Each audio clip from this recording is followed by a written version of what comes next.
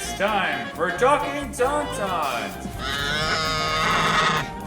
your Star Wars source at AIPTcomics.com. Hey, what's up, everybody? Welcome back to another episode of Talkin Tauntauns, the official Star Wars podcast for AIPTcomics.com. I am JJ Travers, and I'm joined this morning, as always, by Jim Lane and Nicole Herview. Wow. It's been a while. It feels like it's been like a month or something. I don't think it's actually been that long, but it feels like it's been a long time. It's been a while since the three of us were together doing a show like normal. I'm here every week. I don't know about you guys. Well, listen, man, stuff's going on. My house is naked right now, so I know how that feels. Yeah, you got home stuff to deal with, and we've got outside of home stuff to deal with. I can't mostly go this anywhere. Mostly this one getting married and going on a honeymoon and stuff, and then me just, being in weddings. You were on assignment. I was on assignment the last week and a half, and it was. We'll talk about that. Yep, I was on my honeymoon, and as promised, I'm gonna let you guys fight over these on air. The keychains were retrieved. So there's a shaka and a pineapple. Oh, I love them both. Jim, you can pick, because I will be happy with both of them. Okay, ready? I don't know. I like the shaka. The shaka. I like All right, yeah, and the pineapple. It's up to you, man. I like them both. I like the shaka. Do it. I promise. I told these two through text that they could pick between the classic souvenir of either a keychain or a shot glass, and they both went with keychain. No, he did not say that. He actually said he didn't say souvenir. He's like, "What do you guys want? A shot glass or a keychain?" And neither cryptic. of us had any clue as to what he was talking about. But Nope. we both said keychain sounds good. Yeah, I was like, this is cryptic as hell, but I'm going with keychain. I thought it was an obvious thing. That's like such a stereotypical souvenir. It's always like, It we is. got you a shot glass. Yeah, but You're you have right. 100 things going on that we didn't know what it was from. Yeah, I was like, where am I? Like, what's going on? Well, you're getting keychains. Love it. Yeah, that's going to remind me of a Dole Whip every day I look at it, so that's going to make me a happy girl. Oh, So. speaking of pineapples, also... Did you send us a Dole Whip too? I would love that. This right is going to now. be tricky to show, but I'm going to try to get it on the camera. Hold on. This is an audio podcast. Do I need to edit this? Hello? Oh, you got a tattoo. Oh, I love I it. got a pineapple tattoo. I love a pineapple tattoo. That's great. The wife and I got matching pineapple tattoos. That's adorable. Aw. I love that. Yeah. Man, really took a lot out of me lifting the leg that high. I'm sorry, but thank you for sharing on this audio medium. But it does look great. It actually is a really good looking tattoo. Thank It you. looks like I a pineapple. appreciate it. Yeah, I does thought look they like a came out pineapple. great. A nice It woman did. from Brazil did them for us. Yeah, the honeymoon was awesome. Trip of a lifetime. Very That's good. it. It should be. It's all downhill from here now. Yeah, Well, the calendar is finally clear for a little while. that must feel great. Oh my god. Yes, it does. Don't get me wrong. Getting married, buying a house, and having a honeymoon were all wonderful things, but doing all of that within like 30-day period was That's a little lot of much. life stuff. That's a lot of life stuff to cram in to like 30 days. That's a ton. Yeah. So now you just need to have a baby in 3 days, and then you get like you get everything like in that time period. Yeah. Oh, buddy. Um, buddy. Yeah. Not yet. Not just yet. But give me at least 9 months. Well, that can be arranged. Yeah. We'll see. I think that's how biology works. Yeah. Yeah, so honeymoon was awesome. I'm back. I'm happy to be back. I missed you guys. I missed Star Wars. But before we get into what we're talking about today, we got some news, and we're talking about Lego Star Wars Terrifying Tales. Nicole, you had a very important Star Wars life moment. I was on assignment on Batuu for a couple days, amongst other places, but mostly Batuu. For the first time in my life, I built a lightsaber. I rode Rise of the Resistance twice. We'll get into it. That's the highlight. That's what we're doing now. Yeah, let's get into it. That's what we're doing now. Okay, I thought we were gonna do the news first. That's fine. No, yeah, you are man. the priority. Oh God, well I love that, don't I? I'm gonna give you your own intro. I'm gonna figure out an intro for Galaxy's Edge. We talk about it so much. Love that. Hello, my very good friends. I am Hondo Onaka, and welcome to my completely legitimate shipping company, Onaka Transport Solutions. Yeah, so I was in Disney from the end of September through the beginning of October. I just got back a few days ago. I was there for the 50th anniversary. That's a whole other conversation. It was even so very lovely. It didn't rain once. I was very confused. It was great. You must go during the summer then, because it's hurricane season. Like, it's currently hurricane season, so it is supposed to rain once a day, and it didn't rain at all. So, and yes, I have gone in the summer a few times and hated every second of it, because you're a masochist. The people of the goth emo persuasion or related subcultures, we don't do well in heat, my friends. My eyeliner was melting off of my face. I've been there everywhere from like May through June, and it's because of like scheduling stuff with like my family and, you know, school, and it's tough, and never again. Like never again. But the end of September, beginning of October, quite nice. Yeah, it's I've been there in November, and that's a little nicer, but my ideal temperature is 60 degrees. So what are you going to do? See, the closer to September you get, the better it is, because the kids are in school. Exactly. But it's hot as balls in Florida in August, so that's not happening. We went in January. We ran the marathon. That's nice. And they actually cut the marathon short because it was so hot. Yay, global warming. Yeah, it's tough. Florida's tough, let's put it that way. But anyway, besides all that, besides the 50th, besides the madness, even though, like, that was fine, but again, different story. I was on Batu for 2 days. I was lucky enough to go twice, and that was a hell of an experience. Oga's Cantina is the coolest place I've ever been in my life, I think. That was insane. I was at home. I was a very happy girl. I have coasters to prove it. It was a good time. I had a fuzzy tauntaun. Okay, that was my next question. Of course I had a fuzzy tauntaun. I had to know which cocktails you got. Mm-hmm. Did you get any others? We only had 45 minutes, and I didn't want to freaking push it. So I only had one, because I didn't know the alcohol content of a fuzzy tauntaun. And I was like, it's warm. I'm not eating anything because I wasn't touching that food. Like, that was not for... I was like, no. So that charcuterie board looked alive. That wasn't for me. So I assume they didn't limit you to 45 minutes. You had somewhere else to be in 45 No, they limit you to 45 minutes. Oh, for real? Okay, that must be new because they didn't have anything like that when we were there. Since the pandemic, they are limiting every party to 45 minutes in Oga's Cantina. Basically, so they could turn around as many people as possible without having a crowded effing bar. Like, without cramming people in. They want to get as much turnover as possible, so you have 45 minutes. You went to Florida, right? Yes. Mm-hmm. Okay. Since it's Florida, I'm guessing they did not require proof of vaccination. No, but you had to wear a mask if you were inside and not actively eating or drinking. That's basically what they were doing. If you were indoors, you had to wear a mask unless you were actively eating or drinking, which means no one in Oga's was wearing a mask. That's what I'm getting to there. But and on that's all the Disney rides policy, not Florida policy. Florida 100%. Policy is, how dare you demand that we wear a mask? Florida policy is what's COVID. That's Florida policy. Florida man.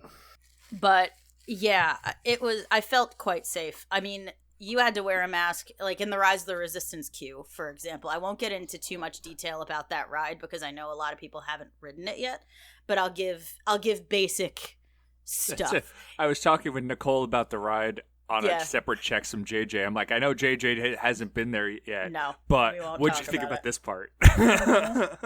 It's phenomenal. I'll say that. I'll state the obvious. It's unbelievable. I'm so happy I got to ride it twice, but I'll get into some details. Part of the queue is outside, and part of the queue is inside. As soon as you go inside, you have to wear a mask, and you have to wear a mask the entirety of the ride. So that, just to give you an idea of what Disney is like right now.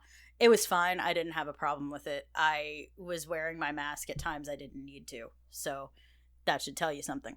But yeah, that queue is boring as hell. And then you hit like 2 rooms that are like, whoa, okay, like this is cool. This is great. This is like, I like this. But otherwise, it's a cave. Yeah, well, to give people a setup on what it is, the Resistance built their base inside a cave, but they wanted it to look like a cave. And it does. So the beginning part of the queue looks like a cave until you get much, much deeper into the queue. Since I was doing it before you did with the I forget what it's called, where you sign up online. Groups? Yeah, the boarding groups. That's not a thing anymore, thank God. Yeah, you fly through it's the not. queue. You don't see it at all. So how do you get in line for the ride then? It's a standby line. It's a regular standby line. So you just walk up and get in line? Mm-hmm. So how long were you in line? I will tell you this. So, this is the inside. I have studied the line, the wait time since the queue became a standby queue and not boarding groups, which was about a week before I went. Me and my mom would, like, every hour check the wait time, like, for a week before we went to, like, see if there were patterns in the crowds and stuff. And there is. So in the morning, it could go up to... Please send over your spreadsheet to prove your studies. I will. Yes, no problem. In the morning, it could go up to anywhere from like 120 to 250 minutes. I saw it get to 300 once. No, thank you. Everyone goes there, rides it, and then park hops elsewhere. That's what people do. So throughout the day, it goes down. Like, and I'm sorry, quick question. Yes, go ahead. Is there a fast pass for this? There will be a lightning lane. Fast pass is dead. The new genie thing. Okay. So it's one of the individual ride selections. So depending on the date, the crowd, the time you want to go, it's somewhere between $7 to $15 per person to get, like, to skip the line. On top of park tickets. On top of your park tickets, yes. But you could do just that and not, like, there's 2 levels. There's like a level 1 of like $15 per person per day, and you could pick like from 43 rides to like one at a time to like do the lightning lane, which is basically fast pass. But and Rise then of the Resistance is not part of that group. Correct. So then there's there's like 7 rides, Mickey and Minnie's Runaway Railway, 7 Doors Mine Train, like the big ones that you have to pay specifically for that ride, because otherwise there would be no point, right? Like, everyone would pick that ride to go to the lightning lane, so you have to pay extra for that ride. But if you're not paying the $15 per person per day, you can still do the individual ride selection. So there's a lot of options. It's very interesting. I think that's dropping the 19th. So I thought it was the 18th, but in about a week. In about a week, it'll be a thing. I'm very interested to see what the hell happens. But that was not a thing while I was there. There were no fast passes. There was no lightning lane. There was nothing. You fell into this weird in-between period that they kind of like were shifting from one program to the next, which is weird that it's also the 50th anniversary when they started. It should not have been at this time. Right. It a lot of people were saying, "Oh, it'll be up and running for the 50th." And I'm like, "Do you want more complications for the 50th? Like, you don't." So they weren't going to I knew they were going to wait. I really did. And I preferred it. I preferred everything, and I'll get into this. So, mid-afternoon, it kind of slows down. The Rise of the Resistance line ish. So when my family was going to get online, we were going to have lunch, do one other thing, and then get online. Whatever, if it was under 90 minutes, we were getting online. That's kind of what our attitude was. And we looked, and it was like 80 minutes, and we were like, okay, fine. Like, because we know whatever the posted time is, it's usually 15 to 20 minutes less than that. So we were like pretty comfortable with that. And we wanted to see the queue. Like, the queue is an attraction in and of itself, usually. And I'm into that kind of stuff, into Imagineering, into the world building. So I wanted to see the queue, so it was fine. Then it went down. Like, the ride went down. And you couldn't get online. You couldn't do anything for, like, half an hour. So we did something else, and then it was back up and running. And the wait time was about 75 minutes. Here's the thing. I experienced what it's going to be like when the lightning lane is happening. Because everyone who was on the ride or in line had the option to leave, as well as anyone with disability access. They get the lightning lane right now. That's what happened to me. Happened to you? Is I was in the middle. I was in the where you wait outside the Star Destroyer.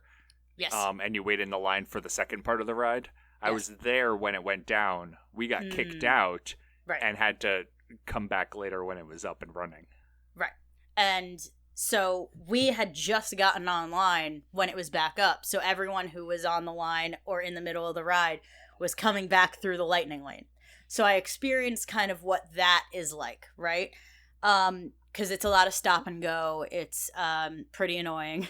If you've ever ridden a ride at Disney with Fast Pass, you know exactly what I'm talking about. You'll just stand still for like 10 minutes because they're letting through a bunch of Fast Pass or Lightning Lane people. Fine. So that was about, I do think it was 80 minutes. Like we waited, which is fine. It's 100% worth it. When the ride is, we timed it 20 minutes from your first scene through the end. It's a 20-minute ride. Like, I had no idea it was that insanely long. It's like 3 different ride vehicles. Like you do like 4 different things. It's nuts. It's a very long ride. So it's not like you're waiting an hour and a half for a 5-minute ride. You're waiting an hour and a half for something that's 20 minutes, and it's insane. Like, it's incredible. So I was fine with that. They also have it broken up where they have it broken up very well to kind of move the flow. Yeah.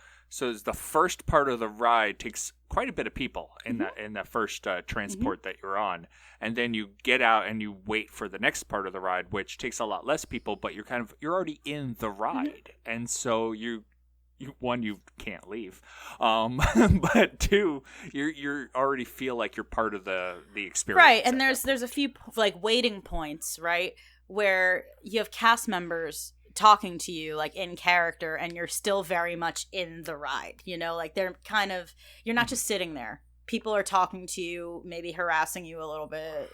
I won't give anything away, but I have a story, but that's for another day.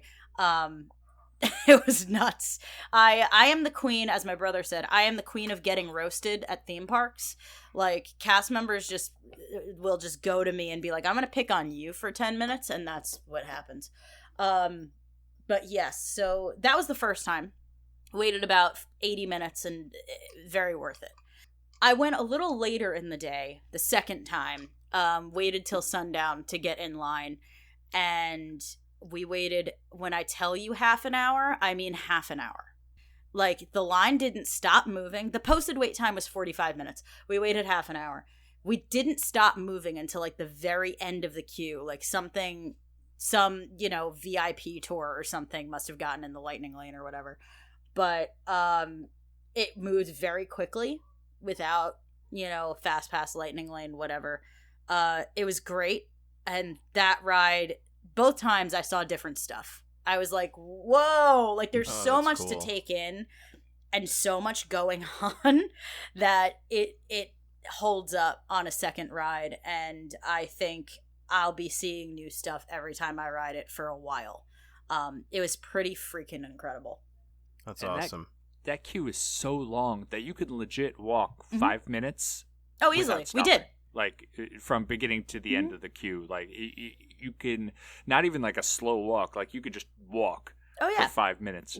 There was a little section where we walked through 2 rooms, like, without stopping, and we were like, what is going on? Like, what is happening right now? It was really cool. So, yeah, Rise of the Resistance was worth all the hype. Like, I really was afraid it was going to let me down, and it didn't even a little bit. It is... And as a Disney Parks dork and a Star Wars fan, it was like the best of both worlds. It was an absolute feat of Imagineering. And my dad is not a Star Wars fan, for example. He likes it, but he's not like a fan, right? And he went on with us, and he was like, I loved that. That was incredible. Like, I don't understand a thing that was happening, but it was great. He was like, yeah, he was like, you must have been losing your ever-loving mind. I was like, that, I couldn't have really asked for much more. And I had just finished the book, the Black Spire book, And I was just sitting there like, that's perfect. Oh, I know what all these rooms are. I know what's going on. I know like there was this booby trap in this room. It was so much fun. It was such a cool ride. Now I want to go back. Thanks. It's it is mentioned as one of the best Disney rides. Like not Star Wars. Like clearly it's the best Star Wars ride, but it is listed as the best Disney ride or one of the best Disney rides. It's in that pantheon of like a couple of them. Yeah, it's right up there. People argue that in Flight of Passage, the Avatar ride. And I can't do Flight of Passage because motion sickness, and I almost vomited on the people below me. It's a little tough. Flight of Passage is fun, and I would have said that was the best ride. This is like 4 different flights of passage. It's like, let's take that, but like let's add 4 more technologies and this, that, and the other thing, and story beats, and because Flight of Passage, as much as I love it, doesn't have much of a story, right? And Disney is all about telling a story, and it really doesn't have much of one. It has a sprinkling of one. This is a full you're basically like, it felt like living an episode of the Clone Wars or something. It was like, it's a full storyline, and you have a beginning, a middle, and an end. There's 3 sections of the ride, so it like makes sense. But it's brilliant. I really don't have many complaints about it. There was one thing that happened that seemed like a ride malfunction in the middle of my ride. One animatronic was blocked the second time we were watching it or going through it, and I was like, that's a damn shame. But we got to see it, so it's fine. But it's interesting. I think that ride's going to be different every time. Yeah. It depends on where you sit, too. If you're because they have the 2 cars in the second part. If you're in the second car, you could tell, just being in the cars, one car goes a different way than the other car, and they kind of crisscross. And so wherever you're sitting, you're getting a different view of the ride and everything around you. So it's so much fun. I want to go back. Right? Thanks. Yeah. Thanks a lot, Nicole. I want to go back too, and the wife told me that we're not going back until we have a kid who's old enough to go. All right. So. Well, we'll have to steal you. I think I missed its opening by 4 or 5 months when I was there. Yeah, we'll just come steal you. Speaking of which. Yeah. Yeah, I'm totally okay with that. Did you ride the Falcon? Yup. I was a pilot. That was really hard. The one on the left. The left pilot. I don't remember. I guess I was going left and right. Well, it went okay. We made some money.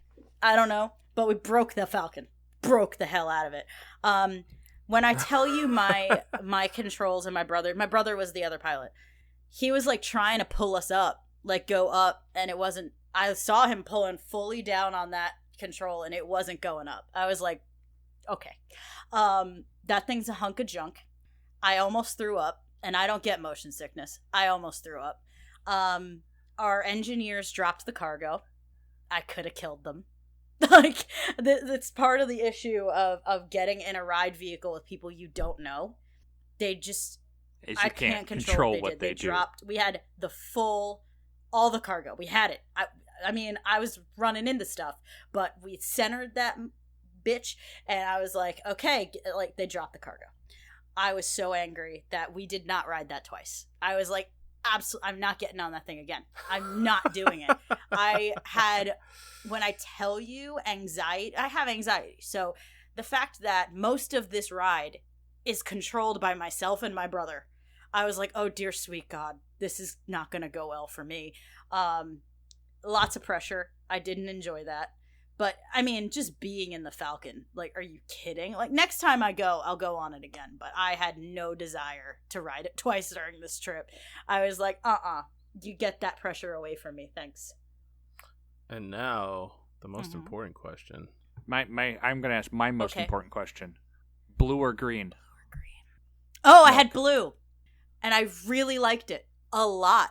I'm a weirdo. No. Did you get it with rum? Because it was 7 o'clock in the morning. It wasn't that early, but it was 10. It was You're 10 on vacation. I'm like, it was hot. So? It's 5 o'clock somewhere. I was like, this is not the drink. Because we were going to Oga's that night as well. And I was like, I know if I get drunk on this trip, it's going to be a problem. So I limited myself in general the whole trip to like 2 or 3 drinks a day. And I was like, we do vacation differently. Well, yes, but I was with my family. You know, it was, you know, it's so. I also had the Food and Wine Festival to go to twice, so I was saving all of my energy for that. Oh. So good. It just and money. It just wasn't the time for me to have rum. Like I was like, and I asked a cast member. I was like, "Does it taste any different?" And he said, "Very little." And I was like, "Great, I'm not going to have the rum then." And with the rum, I'm like between the blue and the green. Oh no, the blue and the green tastes very different. I was like, if I get it with or without rum, is it much of a difference in experience? And he was like, not really. And I was like, thank you for your honesty. I'm not getting rum, you know. So I had it without rum. I loved it. I don't know what's wrong with me. I was like, I will drink this every day. Like, I also hate milk. I hate milk. If you give me dairy milk, I will throw it down a drain. I gag on it. This stuff, it's disgusting. It's pretty gross. For me, personally. I don't like it. So I was like, all right, I'm not going to put rum in this thing that I might hate, knowing full well that it's coconut milk. I knew it was coconut. Okay, yeah, I'm like, there's no actual milk. Yes. The blue and green are both it's vegan. It's coconut milk in the blue, I believe. Yeah. I think they're both coconut milk, honestly. But it might be. A lot of people like the green better, myself included. I got both of them just to try them, and the green I like. I'll try it next time. But both of them were were good. Loved it because my hesitation was, if I don't like this drink and I buy rum in it, I'm not gonna want to throw it out. But I was like, if I just spend a few dollars on this thing and I hate it, fine. Like, that was the other reasoning to not get rum in it. So yeah, I absolutely loved it. I really enjoyed it. I was pleasantly surprised. I really didn't eat or drink anything in Galaxy's Edge I didn't love, which, God help us all, that's a feat, I think. The Ronto wrap? Oh, I want one now. I crave them every day now. I'm like, I need a Ronto wrap right now. That thing was, buddy, very good. I was very pleased. JJ, what was your question? I know what it was. Lightsaber. Tell us about your lightsaber. Do you want to see it? Hang on. Yes, please. It got here. So, I pack too much crap because I have cosmetics and crap, and so this was not going on a plane with me. So I shipped it home. It took exactly 1 week to get here. So I'm very pleased with it. It was about $18 to ship it home. It doesn't matter where you're shipping it. It costs $18 to ship your lightsaber home. UPS, they give you a tracking number. It's a whole thing. Incredible. Does Disney, where are their Droid Depot. Locations? Like, in the hotel? You could ship it out of Droid Depot. Oh, okay. So I went and I had brought it back to my hotel, and the second day I was there, I went into Droid Depot and I was like, tell me about your process. And they did, and then I brought it back that night. But this is her. God help me. This is my boy. Ooh. I will have pictures of this on my social medias. So is that a Rancor tooth? It's almost the same. Yes, but this is a Rancor tooth. Almost the same as mine. Yeah, I needed these so I did the Earth Elemental, whatever the heck, Elemental Nature. Yep. And there's all these spirally boys on it that I was like, we're all holding up our lightsabers for excited. Our audio listeners. So I was finished pretty quick because I had picked my pieces beforehand because I'm a maniac.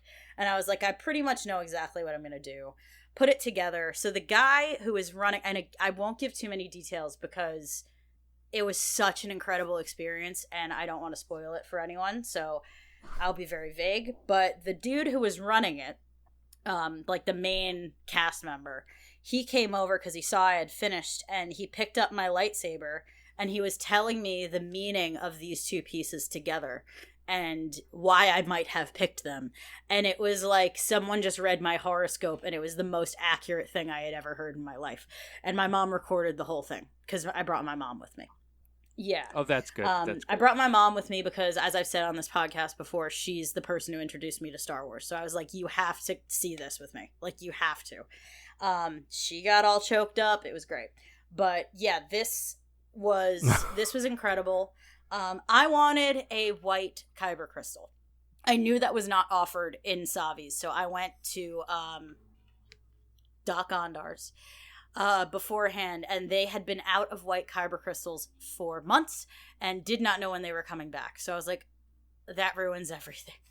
So I had to, on the fly, there's a part where you're picking your kyber crystal and they tell you to, like, how to do it. And again, I'm being vague. And this one just jumped out at me. So I went with purple.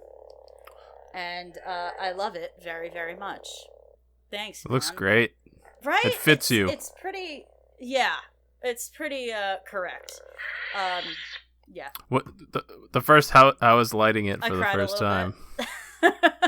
I took a lot of like the professional photos in front of the Falcon. Not at night because I wanted to get it shipped off, so I didn't do it at night. I didn't have the pleasure, but I have so many photos of me with this thing, and I cannot wait to buy them all. The first time you like hefted it, were you surprised by like so the heavy. weight of it? I was like, "Excuse me, ma'am. Why are you so the balance I don't love because the blade is so light and the hilt is insanely heavy, like solid metal. So I mean, it's got electronics in it, I understand, but I'm like, I'm never gonna be able to play with this thing. Like, you should have seen my father. He was like, you're gonna break that. Like, he was so nervous when I was like messing around with it. He was like, you're gonna shatter that thing, because he thought that the blade was like a freaking light bulb. And I was like, no, it's like plastic. It's fine. But yeah, it's kind of unwieldy. Like, just a little unwieldy. Worth every penny.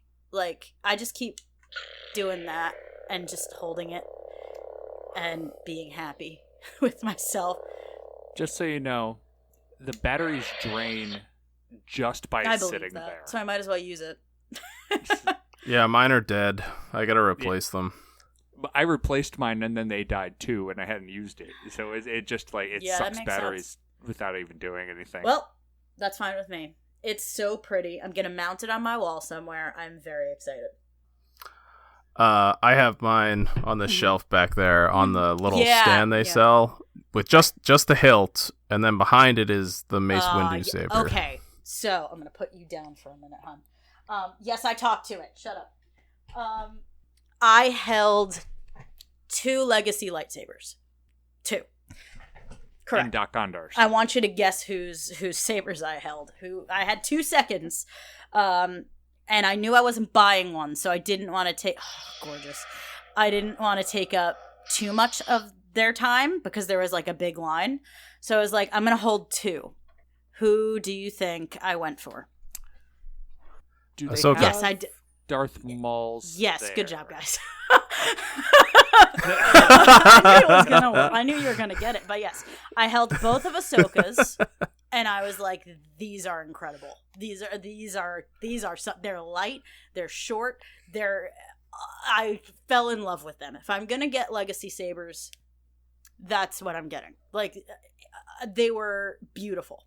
Maul, holy hell. They only let me hold the hilt because putting the 2 blades on it was so big that it was the length. It was the length of the entire counter at Talkin Tauntauns. They were like, I literally can't hand this to you because it's going to knock people over. And I was like, that's fair. So I held the hilt, and that thing was like 15 pounds. That thing was heavy as hell. And I was like, I love this man. Do I just buy the hilt? Like, do I just buy the hilt? And then I was like, no, you're a maniac. Please stop. But yeah, it was... I said to someone, like, oh, I just want to hold Maul's lightsaber. And they were like, the power in that thing, you're gonna feel something. And I was like, okay. And I did. I feel felt something. A lot, huh? I did also buy a little at the Darien Toy Maker's little stall. I bought a plushie Darth Maul, so he did come home with me. That felt great. But yeah, it was awesome. It All was right. incredible. There's so many nooks and crannies in that place. It took me 2 days to explore it. Beautiful. My whole family was like in awe of how well they made like the sight lines. I'm gonna get real dorky for a second. The sight lines are unbelievable because you're just in Batuu. Like everywhere you look, there is nothing to give anything away that you're in Disney World. You are suddenly somewhere completely different. It's brilliant. I think they did a phenomenal job, and I cannot wait to go back. I'm glad you had fun, buddy. Are we ready to talk some news? All right, we're 36 minutes in. Let's start the show. I told you we'd have plenty to talk about. Hey! I mean, when Jim and I went for the first time, I'm pretty sure we took up almost a full episode. There's so much to talk about. You're due. So much to talk about. You're owed. There is. Yeah, there really is. We could keep going, I'm sure. But yeah, we got a couple of news pieces today. Your tauntaun will freeze before you reach the first marker. Then I'll see you in hell. Hello, what have we here? First up, George Lucas is getting his own Star Wars series Black figure. So this is for celebrating Lucasfilm's 50th anniversary. It's a 6-inch. It is him in a Stormtrooper outfit. And it's from Kenner, which is just adorable. So yeah, I like George Lucas plenty, but I don't want this. If you do want it, you can pre-order it now. Just go to AIPTcomics.com and search George Lucas, and it'll be the first thing that pops up. You can get it through Amazon. If you pre-order it through our site, I think we might get like 3 pennies for it. So yeah, every little bit Those helps. affiliate links, my guy. There's something else. That's right. I feel like if this was something that you really wanted, you got gypped out, because it's just a head swap onto a Stormtrooper figure. It's not like if you wanted a George Lucas figure, he would come full flannel. Like flannel and jeans. Tucked in shirt, the belt. Maybe a hat. Yeah, had the jeans. Maybe a hat. Probably not. The glasses. He doesn't even have the glasses on, damn it. No, I feel like this is 100% like 100%. cash grab, because it's only the head sculpt. And no, I'm not going to get it. If it was the full George Lucas figure, I would consider it, but not just for the alternate head. I could head swap Luke and Han and George Lucas. Yeah, it doesn't interest me. But hey, if that's what you're into. I mean, I've made it very clear how I feel about George Lucas in the past, so I won't get into it. I just don't care. I just don't. I'm like, sure, that's great. If you want that, I'm so happy that it exists for you. You will not be battling me to get it. So have fun. All right. So we have some book announcements. Major releases coming in 2022. I read this already briefly. And I'm not really surprised where they're going with their storytelling. One of them I'm very particularly excited about. But it's another major announcement of content that stays within what we know and does not go past the barrier of Rise of Skywalker. But it does go between Return of the Jedi and The Force Awakens, which we don't have much content. That's true. It's true. It's true. And that's the book that I'm most excited for. So let's talk about that one first. Shadow of the Sith. So this is from Adam Christopher. This is going to be released on June 28th, and you can pre-order it right now on StarWars.com. So the synopsis is essentially 2 decades on from the Battle of Endor. Palpatine's forces have fled to the furthest reaches of the galaxy. New Republic's trying to do their thing, and Luke Skywalker is having visions of the dark side, foretelling of an ominous secret growing somewhere in the depths of space, aka the unknown regions on a dead world called Exegol. So Lando gets in contact with Luke and reports there's a new Sith menace. And this also is touching on Lando losing his daughter, having her stolen out of his arms, which we saw the huge hint in Rise of Skywalker of who his daughter was.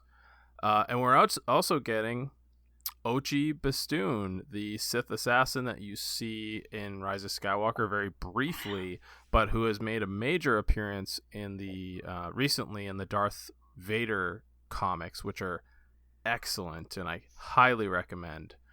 So we know from Rise of Skywalker that Lando and Luke hunted for Ochi and his ship and Exegol and were unsuccessful.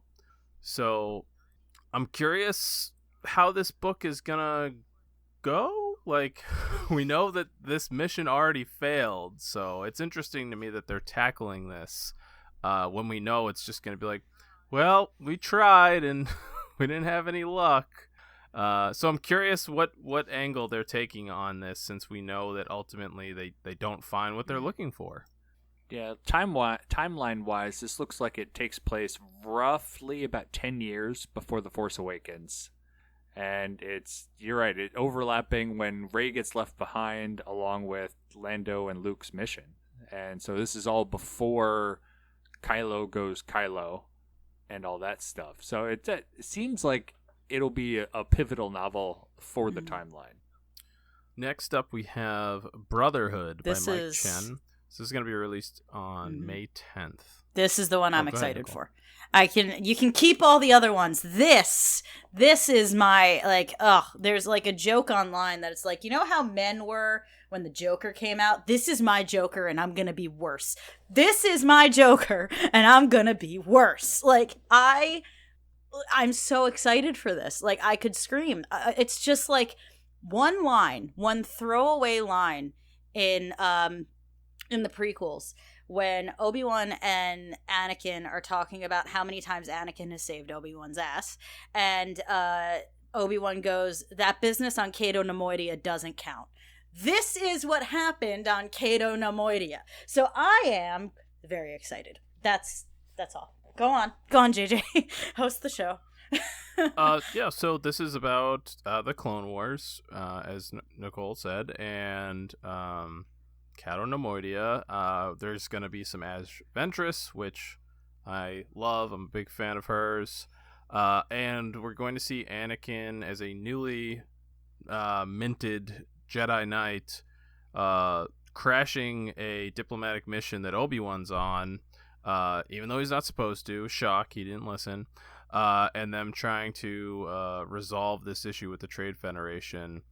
What I'm curious is if the book is going to include Anakin's knighting ceremony, since we haven't seen that in canon yet. I think that would be really cool if they do, because when they had it back in the Tartakovsky Clone Wars, it was like one of the coolest scenes in the series. So that's my hope for this. Yeah, that'd be dope. Yeah, it's actually interesting that we've waited this long to get his knighting. Yeah. In canon. Like, we've had it in Legends with the Gendy series, and I think the book was called Jedi Knight. And so this is the first in canon. It just kind of happens. Like, oh yeah, he's a knight now. Wait, when did that happen? Yeah, no, it's interesting that we've waited that long. So it feels like it's due.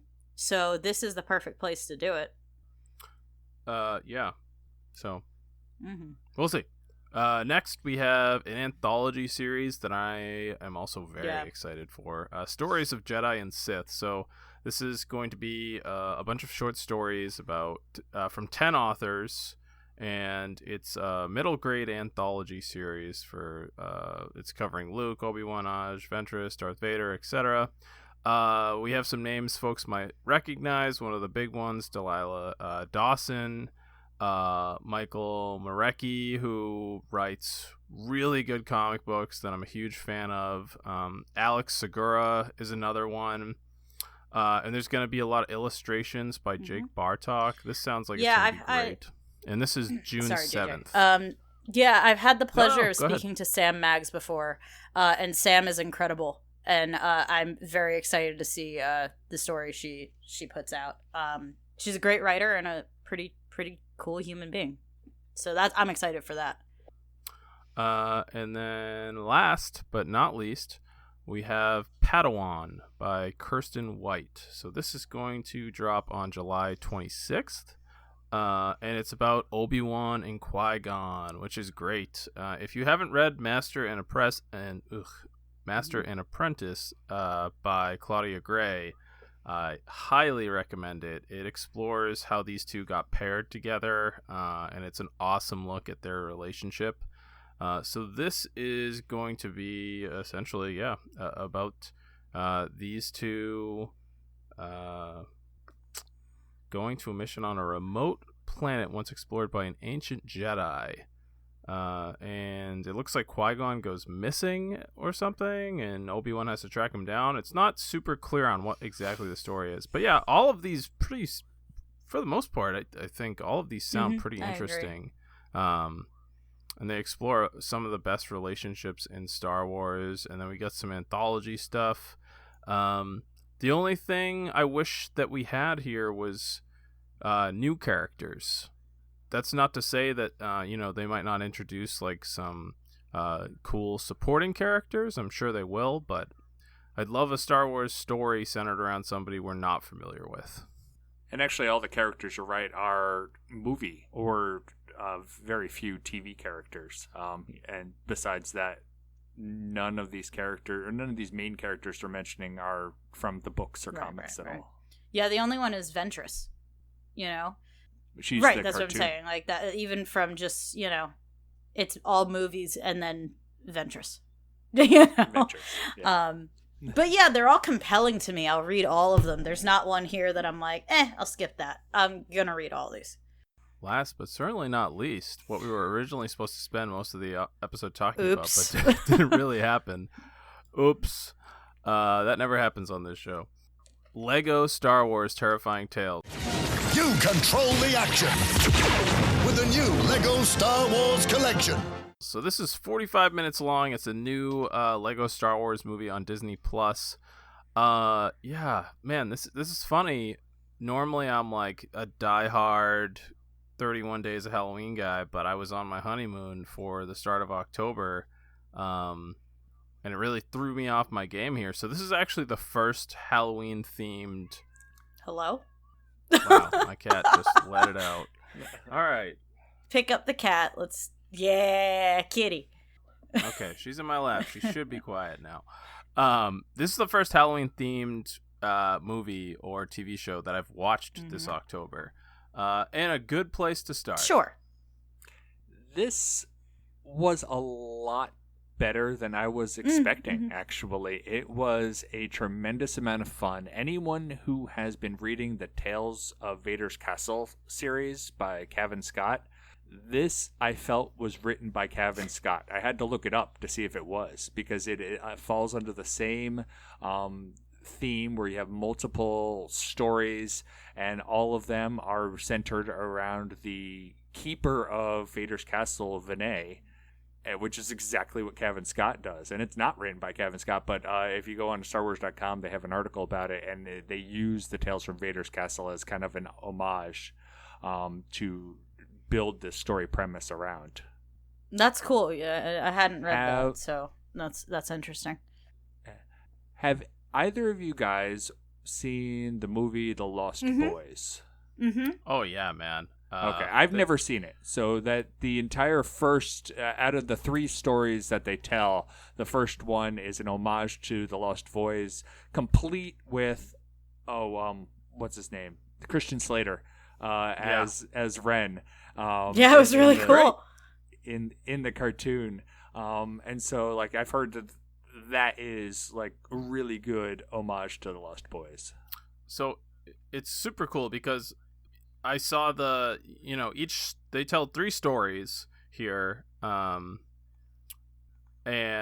there's like a little title card that pops up for each one. And for the first one, it was The Lost Boy about Ben Skywalker, aka Kylo Ren. And I was like, oh, that's cool. Ben Just Solo. like The Lost Boys, it's the same. Yeah, everyone's a Skywalker. Ben Just throw it out. Skywalker, it's different continuity. I mean, kind of, but go on. Yeah, so like the Lost Boy like little title card comes up, and I'm like, oh, that's a cool homage to the Lost Boys. It has the same like font and everything as the movie poster, and I love the Lost Boys. It's one of my favorite horror movies. But then throughout the tale, there's all these nods to it. It was awesome. Like the bike gang, there's a dirt bike gang in The Lost Boys. The Bith playing the saxophone. There's this ridiculous concert scene in the movie with this shirtless guy with a giant chain around his neck playing a saxophone at a fire on the beach in front of crowds of people. And the train track scene where they're all hanging underneath and holding on. That's a big moment as well. I was really surprised that they paid homage to, like, you know, a rated R horror film like this, but in like these cute, adorable, funny ways. Yeah, it was really awesome. It was really charming. Oh, I guess we should say before we keep talking about this, a brief synopsis of this. This is like a overarching story with like 3 mini tales within it about Poe Dameron and BB-8 crashing on Mustafar, going to Vader's castle that Graballa the Hutt is trying to turn into like a all-inclusive resort. And that's the overarching story here. I couldn't ignore Graballa. Like, all I could think of was, this is a D's nuts jokes. Just like, Graballa these nuts. Like, it's hysterical. Like, of course they make this really... I'm sorry, if we have to cut that out, that's fine.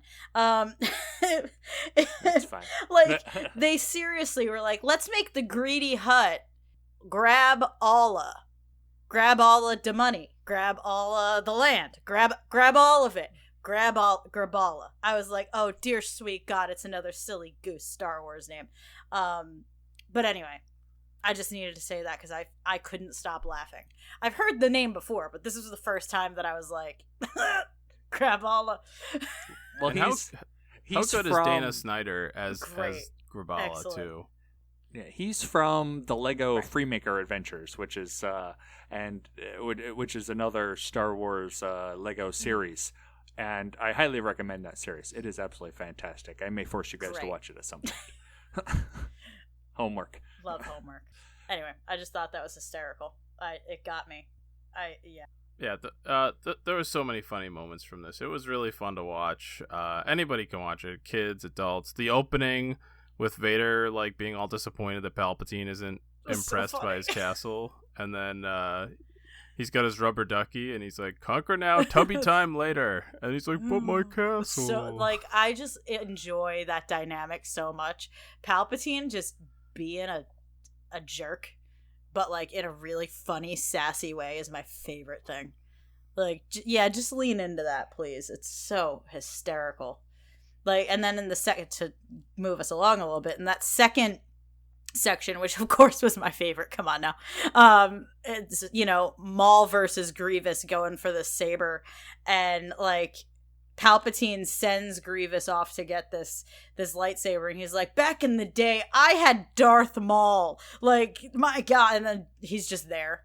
And I just laughed my butt off. He's like, oh, yeah, hi, how are you living? And that's a great question. How is he living? But very great to see Maul with those spider legs. I liked when his horns, his horns fell off his head. Oh, it was really funny.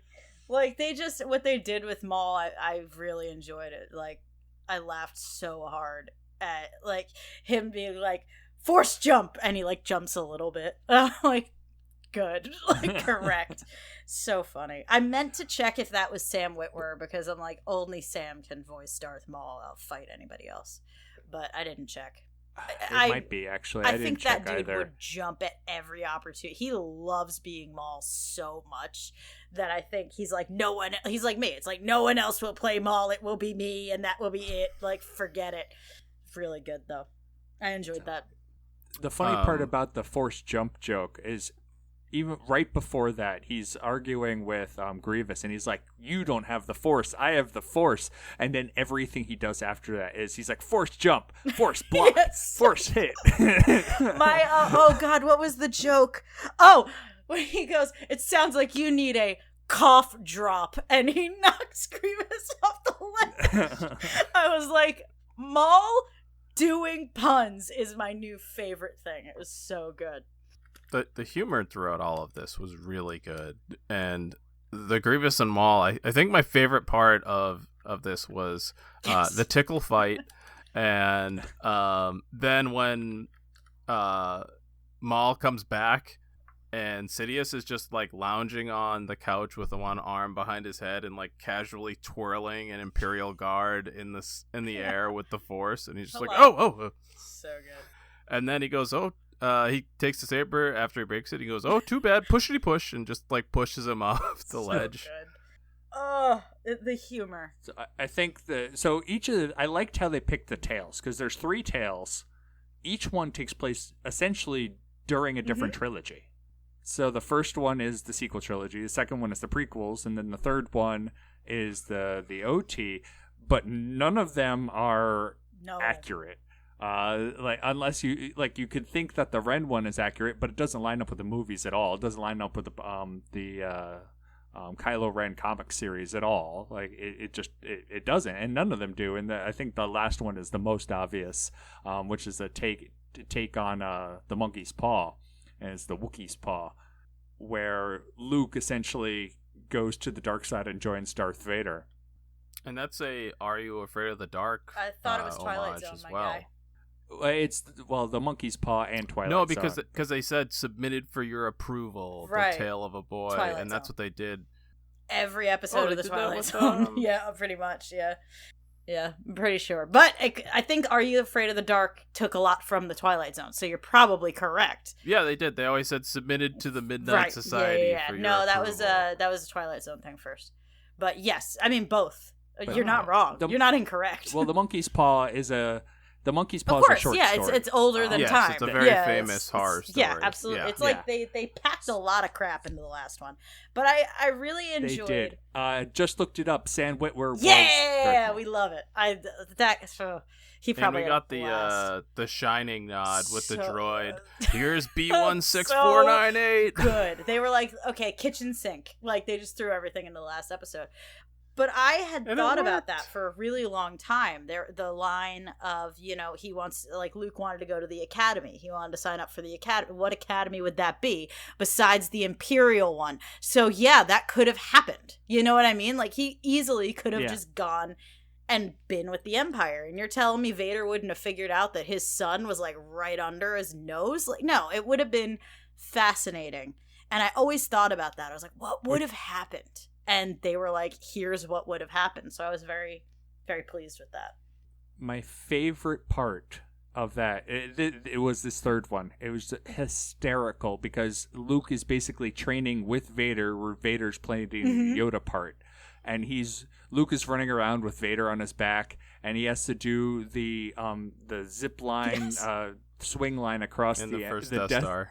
The Death Star chasm, and Vader gives him For a luck. kiss and goes, Perfect.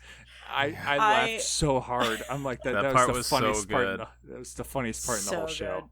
That's in my notes. I loved that that too. Freaking funny. Lego gets it. You know what I mean? Like they have that perfect balance of staying true to these characters and these stories, but also making them absolutely hysterical. It's like it's such a good balance of humor and accuracy, and it really shines here. And I really did not think I was going to enjoy this at all.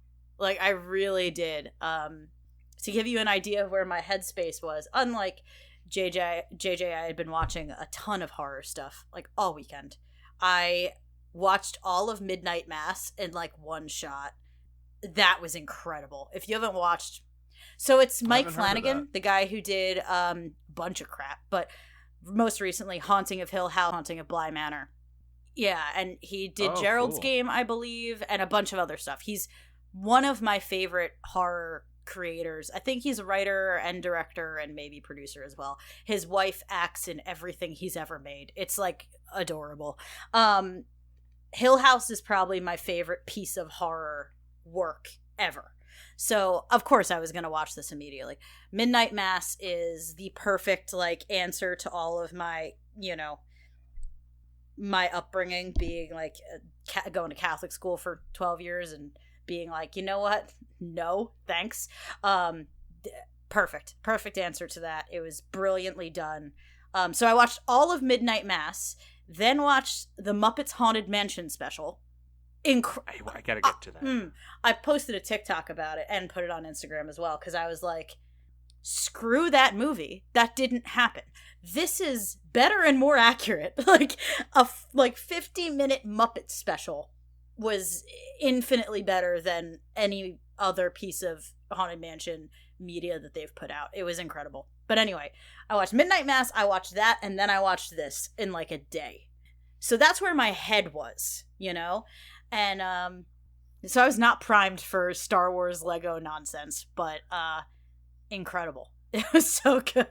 I was like not expecting to be as receptive to it as I was, so it'll win you over. Yeah. As opposed to you guys, I am not a horror person. I hate horror. I do not watch horror at all. And so, like, obviously, the Lost Boys homage missed me. I was reading over the article, and the second one was the Frankenstein homage, which after somebody says that, you go, "Oh yeah, that Frankenstein." But like when you're watching it, you don't. One didn't jump out at me as much. But I really loved it. I loved the storyline through the background with Poe and everything. I really liked it. I thought the story was great. I thought the little side adventures were great. It was well written. It was hilarious, and you don't get that with Lego all the time. And so this is kind of it was a pleasant surprise. Really good. What I thought was super cool about this is, unless I'm mistaken, I'm pretty sure that this is the first time they've taken Ren from Charles Soule and Will Sliney's Tale of Kylo Ren comic book, where he first appeared without the mask, and we were first introduced to the character and like got all this lore, and now we're seeing him in Star Wars Lego on Disney Plus, which is super cool. Like, that's got to be really neat for those guys to have this character that they created showing up in mainstream. They tweeted about it. Star Wars on Disney Plus. Like, being in a comic is awesome, and I love comic books and have a ton of respect for artists and writers and creators. But the fact is, it is such a smaller niche community and fandom compared to like animated films. So it's really cool taking something like that and giving it this exposure. I'm really happy for those guys, and I love the character, and I want to know more about the mask. That's something that we had Will Sliney on the show, and I asked him about that, and he wasn't able to say much, but yeah, I would love to know more about that mask. That's something we still haven't really got. Yeah, I know Charles Soule tweeted about specifically that this coming up. Unfortunately, I can't look on my computer because it cuts out your audio when I look up on the computer.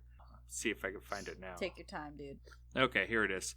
Still cannot really believe that image is real. A Star Wars character Will Sliney and I made up, Ren, being used to promote a Star Wars TV show that premieres tomorrow. Bring it on. By the way, I haven't seen this yet, and so I'll be there experiencing it right alongside with you guys. And that was obviously just before it came out at the end of September. That's awesome. That gives me so much joy.